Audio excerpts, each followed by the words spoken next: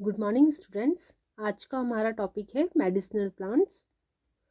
My self Anita Malav, assistant professor, department of botany, JDB government girls college Kota. आज हम पढ़ेंगे कुछ औषधीय पादपों के बारे में। अनेक पादप महत्वपूर्ण औषधि गुण दर्शाते हैं और ऐसे पादप जिनसे औषधि प्राप्त की जाती है हम उनको औषधीय पादप या मेडिसिनल प्लांट्स कहते हैं। विज्ञान की वह शाखा जो कि औषधीय पौधों के अध्ययन से संबंधित है फार्माकोग्नोसी कहलाती है। इस शाखा के अंतर्गत औषधीय पादपों की पहचान, एकत्रण, चयन, परिरक्षण एवं उनके निर्यात व आयात का अध्ययन सम्मिलित होता है। हम ये देखते हैं कि जब मानव सभ्यता के उद्भव से ही औषधीय पादपों का प्रयोग कर रहा है। भारत में भी आद्यकाल से ही औषधीय पादपों का उपयोग किया जा रहा है और इसका उल्लेख, औषधीय पादपों का उल्लेख भारत के प्राचीनतम ग्रंथ ऋग्वेद में भी मिलता है। इसके अलावा भारतीय प्राचीन ग्रंथ जैसे चरक संहिता, शिशु संहिता, इसमें भी औषधीय पादपों का उल्लेख मिलता है। लगभग 700 औषधीय पादपों का उल्लेख इन ग्रंथों में देखने को हमें मिलता है। तो आइए हम आज कुछ औषधीय पादपों के बारे में पढ़ते हैं। सबसे पहले हम देखते हैं विथेनिया सोमनीफेरा। फैमिली इसकी है सोलेनेसी। विथेनिया सोमनीफेरा, इसको कॉमनली हम जानते हैं अश्वगंधा से। इसको इंडियन जिनसेंग, पॉइजन गूसबेरी और विंटर चेरी के नाम से भी जाना जाता है। ओरिजिन एंड डिस्ट्रीब्यूशन हम इसका देखें तो यह मूलतः भारतीय पादप है। इसके अलावा यह नेपाल, चाइना और यमन में भी पाया जाता है।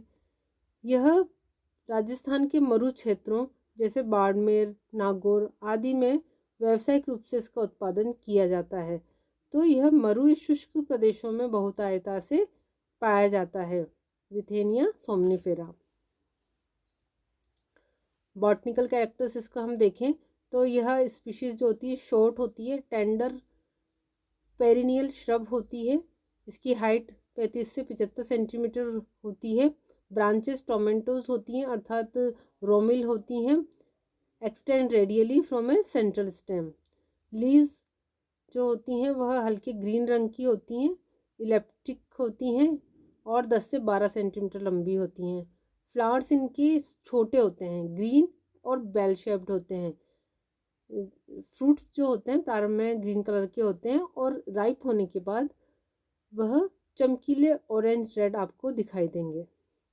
इसका हम कल्टीवेशन देखें तो विथेनिया सोमनीफेरा को भारत के कई ड्रायर रीजन जो सूखे शुष्क स्थल हैं वहाँ पर इनको उगाया जाता है और ड्राई स्टोनी सॉइल जो होती है इसके कल्टीवेशन के लिए बेस्ट मानी जाती है। इसको हम सीड के द्वारा भी प्रोपेगेट कर सकते हैं या फिर कटिंग्स के द्वारा भी इसका कल्टीवेशन किया जाता है। फाइटोकेमिस्ट्री हम इसकी देखें तो जो प्लांट्स की जो मांसल जो रूट्स होती हैं जब वो सूख जाती हैं, शुष्क जड़ें जो होती हैं उनसे उनका पाउडर करके औषधि बनाई जाती है। क्योंकि इसकी जो इस पादप की जो जड़ें हैं, मूल है, उसमें जो स्मेल होती है वह घोड़े जैसी आती है, इसलिए इसका नाम अश्वगंधा पड़ा है, अश्व के समान गंध वाला। भारत में तो यह काफ़ी लंबे समय से इसका उपयोग एज ए मेडिसिन किया जा रहा है और इसके अंदर जो मुख्य फाइटोकेमिकल कॉन्स्टिट्यूएंट्स हैं वह है विदेनोलॉइड्स जो एक ट्राइटर्पिन लैक्टोन है। इसके अलावा इसमें कई अन्य एल्कलॉइड्स भी हैं जैसे विथेनिन, सोमनीफेरिनिन, निकोटिन आदि। इसके अंदर लगभग 40 विदेनोलॉइड्स, 12 एल्कलॉइड्स और न्यूमरस इंडोसाइट्स इससे आइसोलेट किए गए हैं। विदेनोलॉइड्स की जो स्ट्रक्चर होती है वह जिनसेनोसाइट्स से समानता रखती है जो पेनेक्स जिनसेंग से प्राप्त होता है। इसीलिए विथेनिया सोमनीफेरा को इंडियन जिनसेंग प्लांट भी कहा जाता है।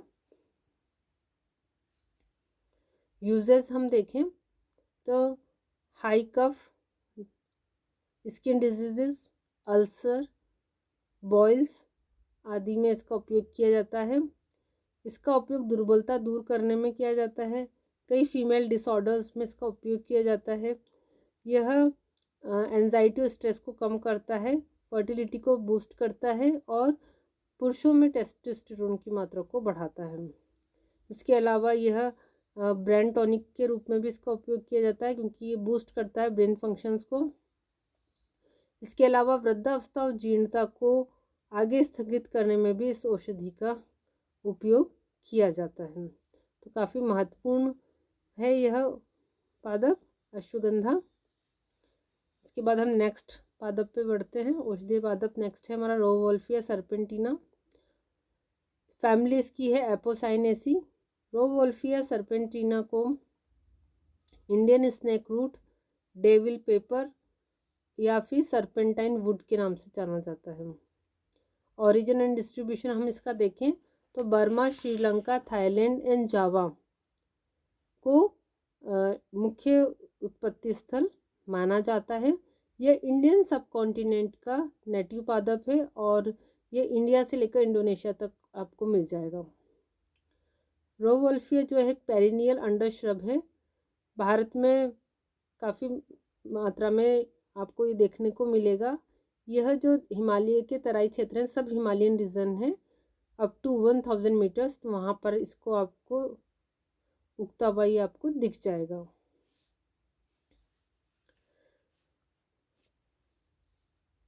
बॉटनिकल कैरेक्टरिस्टिक्स हम देखें तो रोवोल्फिया सर्पेंटिना जो है एक इरेक्ट एवरग्रीन श्रब है।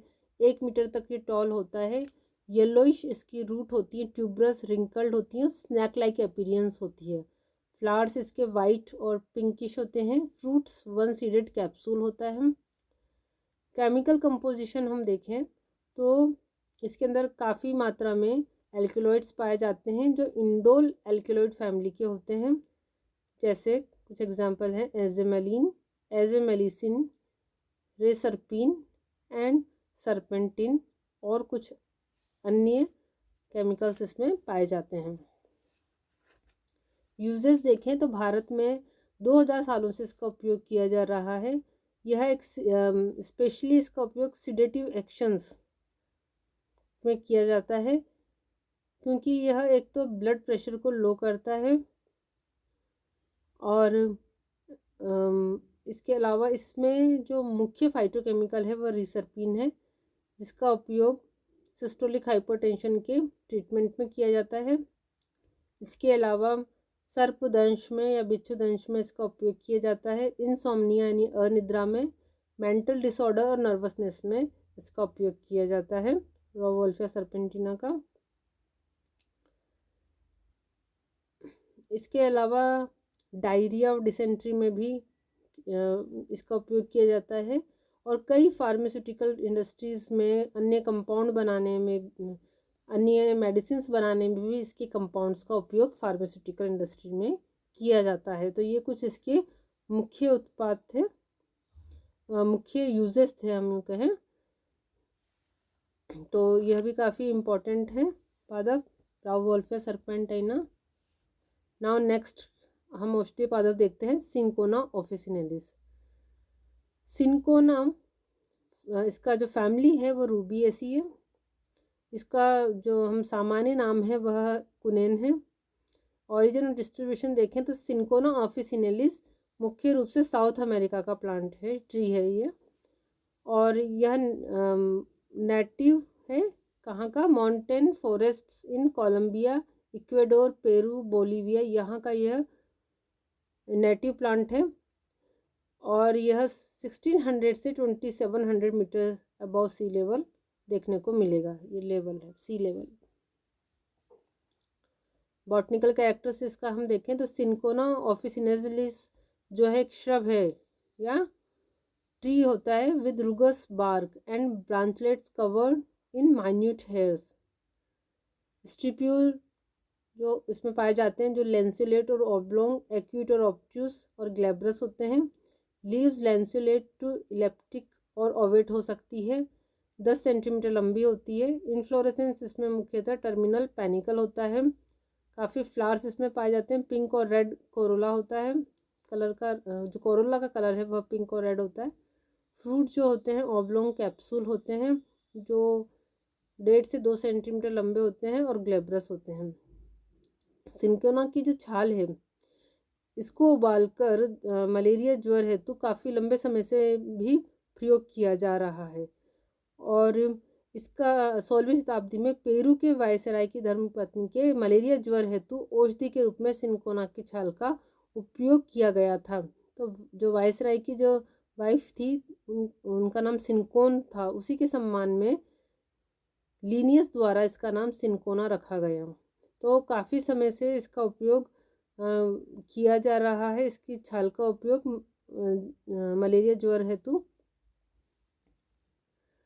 तो हम यहाँ पर इसके यूजेस देखते हैं। तो सिनकोना जो है उसकी बार्क का मुख्य रूप से उपयोग किया जाता है क्योंकि उसी से क्विनिन प्राप्त की जाती है और यह एक एंटी फीवर एजेंट के रूप में इस्तेमाल किया जाता है क्विनिन का। मुख्य रूप से हमने देख लिया कि ये मलेरिया को दूर करने के लिए जो मुख्यतः ये दवाई जो है वह क्विनिन ही है। इसके अलावा क्विनिन का उपयोग एंटीसेप्टिक के रूप में अम्यूबिक डिसेंट्री में किया जाता है। इस पादप से 30 तरह के एल्कलॉइड्स एक्सट्रैक्ट किए गए हैं जिनमें मुख्य एल्कलॉइड्स हैं cinchonine, cinchonidine and quinidine. Now next plant की तरफ हम बढ़ते हैं। नीम, एजेडिरेक्टा इंडिका। नीम को सभी पहचानते हैं, जानते हैं। आसपास आप कहीं पर भी किसी भी स्थान पर आपको नीम का पादप देखने को मिल जाए, नीम का प्लांट नीम ट्री आपको देखने को मिल जाएगा। फैमिली मेलिएसी, मुख्यतः इसको हम कहते हैं नीम ट्री, इंडियन लिलेक इसे हम कहते हैं। यह महोगनी फैमिली यानी मेलिएसी का है। ओरिजिन एंड डिस्ट्रीब्यूशन देखें तो यह इंडियन सबकॉन्टिनेंट का मूल पादप है और बर्मा एंड साउथ इंडिया को इसका उत्पत्ति स्थल माना गया है। It is typically grown in tropical और semi tropical regions. Neem tree जो होता है also grow in island located in southern part of Iran, वहाँ पर भी ये देखने को मिलेगा। Its fruit and seeds are the source of neem oil, जिसके बारे में हम आगे देखेंगे। बॉटनिकल कैरेक्टर्स देखें तो यह एक बहुत ही फास्ट ग्रोइंग ट्री होता है। इसकी हाइट 15 से 20 मीटर की आपको देखने को मिल जाएगी। यह एक एवरग्रीन प्लांट है, लेकिन अगर सीवियर ड्राउट अगर है, सूखा है, तब इसकी पत्तियां गिर जाती हैं। अधिकतर सारी पत्तियों को ये गिरा देता है। ब्रांचेस इसकी वाइड एंड स्प्रेडिंग होती है, स्प्रेडिंग। एंड इसको हम देखें तो वृक्ष ऊपर से ज़्यादा घना होता है और 20 से 25 मीटर के डायमीटर तक इसका जो क्राउन है वो इतना मीटर 20 से 25 मीटर चौड़ा हो जाता है। नीम ट्री जो होता है इसकी अपीयरेंस मेलिया एजेडेराक से मिलती है, जिसको चाइना बेरी भी कहते हैं। तो इससे रिजेंबल करता है, रिलेटिव है इसका। इसकी जो पत्तियां होती हैं अपोजिट पिन्नेटली कंपाउंड होती हैं। पिटियोल इसमें शॉर्ट पाया जाता है। फ्लावर्स इसके अंदर वाइट होते हैं, उसमें अच्छी फ्रेगरेंस आती है। इसका इन्फ्लोरेसेंस एक्सिलरी पेनिकल होता है जो 25 सेंटीमीटर लंबा होता है। इन्फ्लोरेसेंस में हम देखें तो 250 से 300 तक फ्लावर्स इसमें होते हैं। फ्लावर्स जो होते हैं 5 से 6 मिलीमीटर लंबे होते हैं। फ्रूट जो है smooth glabrous olive like one seeded drupe होता है। आगे देखते हैं हम। इकोलॉजी हम देखें तो यह पादप एक ड्रॉट रेजिस्टेंस पादप है, अर्थात यह सूखे में भी आराम से उग जाता है और कहीं भी आपको कई स्थलों पे आपको देखने को मिलेगा। यह सब एरिड से टू सब ह्यूमिड कंडीशन में भी आपको दिखाई दे देगा। इसको एनुअल रेनफॉल कितनी आवश्यकता होती है, इसको 400 से 1200 मिलीमीटर वर्षा की इसको आवश्यकता होती है। बट अगर कहीं कम है, पानी का लेवल अगर कम है, तब भी यह उन स्थानों पर आपको देखने को मिल जाएगा। अगर हम सॉइल की बात करें तो well drained deep and Sandy soil इसके लिए अच्छी रहती है। It is a typical tropical to subtropical tree and exists at annual mean temperature of 21 to 32 degree Celsius. यह बहुत हाई टेम्परेचर भी टॉलरेट कर लेता है, लेकिन 4 डिग्री सेल्सियस से बिलो का टेम्परेचर ये टॉलरेट नहीं करता है। इसके अलावा हम देखते हैं कि जो सूखाग्रस्त स्थल होते हैं वहाँ पर आपको देखने को मिलेंगे dry coastal region, southern districts of India and Pakistan में ये देखने को मिलते हैं। यूजेस हम देखें तो पुराने टाइम से ही नीम का उपयोग तो घरों में भी किया जाता था। हम अपने कबर्ड्स में इनको रखते थे ताकि हमारे जो कपड़े हैं उनको इंसेक्ट्स नहीं काटें। इसके अलावा हम धान का या गेहूं का जब भंडारण करते थे तो उसमें बहुत सारे नीम की पत्तियों को बिछा दिया जाता था। तो नीम जो है वो की इंग्रेडिएंट है नॉन पेस्टिसाइडल मैनेजमेंट। जो हम केमिकल पेस्टिसाइड्स यूज़ करते हैं उनके स्थान पर हम नीम का उपयोग करें तो ये बहुत ही बेटर ऑप्शन है। सिंथेटिक पेस्टिसाइड्स की तुलना में हमें नेचुरल ऑल्टरनेटिव है। नीम का एक नेचुरल ऑल्टरनेटिव है टू सिंथेटिक पेस्टिसाइड्स। नीम की जो सीड्स होते हैं उनको पीसकर उनको रात भर सोक कर दिया जाता है पानी में, देन सुबह उनका स्प्रे किया जाता है क्रॉप पर। तो अगर हम रिपीटेडली यह काम करेंगे 10 डेज तक तो इंसेक्ट्स उनको बाइट नहीं करेंगे, मतलब फसल को ख़राब नहीं करेंगे, फसलों से दूर रहेंगे।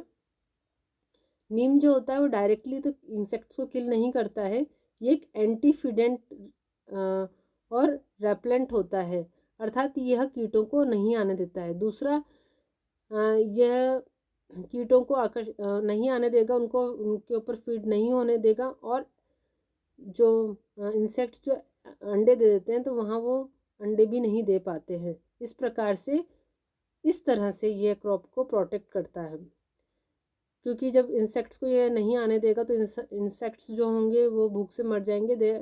The insects starve and die within a few days. Neem also suppresses the hatching of pest insects from their eggs.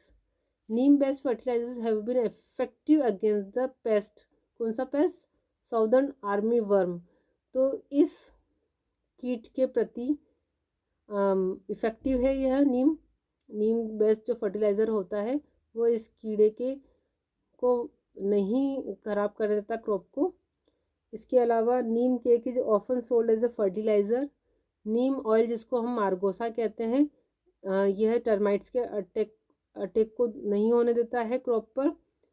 इस प्रकार से नीम ऑयल क्या है, एक इको फ्रेंडली और इकोनॉमिकल एजेंट है, क्योंकि ये सस्ता पड़ता है, इको फ्रेंडली है क्योंकि केमिकल बेस्ड नहीं है, नेचुरल है यह। तो ये नेचुरल ऑल्टरनेटिव है सिंथेटिक पेस्टिसाइड्स के इस्तेमाल की जगह हमें नेचुरल जो ऑल्टरनेटिव है नीम के रूप में हमारे पास है, तो हमें इसका उपयोग करना चाहिए। इस प्रकार अलग अलग इसके कई उपयोग होते हैं। तो नीम को दातुन के रूप में तो बरसों से इस्तेमाल किया जा रहा है। हम देखेंगे कि जो पुराने लोग थे, बुज़ुर्ग थे, वह इन्हीं का उपयोग करते थे। तो नीम जो होता है यह डेंटल हाइजीन को बना के रखता है। इसके अलावा इसकी जो फ्रेश टेंडर ट्विग्स है उनका इस्तेमाल किया जाता है अधिकतर जो दांतों का जो रोग होता है पायरिया उसको रोकने के लिए। जो लीव्स होती हैं are effective in ulcers and skin diseases. तो विभिन्न तरह के स्किन डिजीज़ अल्सर में इसकी पत्तियों का उपयोग किया जाता है। यह एक एंटीसेप्टिक के रूप में इस्तेमाल किया जाता है इसकी पत्तियों को। इसके अलावा जो नीम की पत्तियां होती हैं यह कई अन्य डिजीज़ जैसे measles, chicken pox, small pox में इसका इस्तेमाल किया जाता है। पुराने समय में क्या किया जाता था, पानी के अंदर नीम को बॉईल कर लिया जाता था और उस पानी से नहाया जाता था। और नीम बार्क जो होती है इसका उपयोग मलेरिया फीवर में भी किया जाता है। इसके अलावा जो नीम की जो लकड़ी है इसका भी उपयोग टिम्बर के रूप में किया जाता है और इससे फर्नीचर बनाए जाते हैं। निम्बडिन एल्कोलॉइड्स जो है, जो नीम ऑयल होता है, इसका उपयोग कॉस्मेटिक्स में, मेडिकेटेड सोप बनाने में, मेडिकेटेड क्रीम बनाने में इसका इस्तेमाल निम्बडिन एल्कोलॉइड का किया जाता है। तो हम देखते हैं कि नीम कितना उपयोगी है हमारे लिए। पहले तो आप देखते थे कि घरों में, बाहर, आंगन में नीम का पेड़ अवश्य हुआ करता था। तो नीम के अनेक फ़ायदे हैं और इन फ़ायदों का उपयोग हमें करना चाहिए। आशा करती हूँ कि आज का लेक्चर आपको समझ में आया होगा। Please subscribe YouTube channel CCE Raj JDB GGC Kota. धन्यवाद।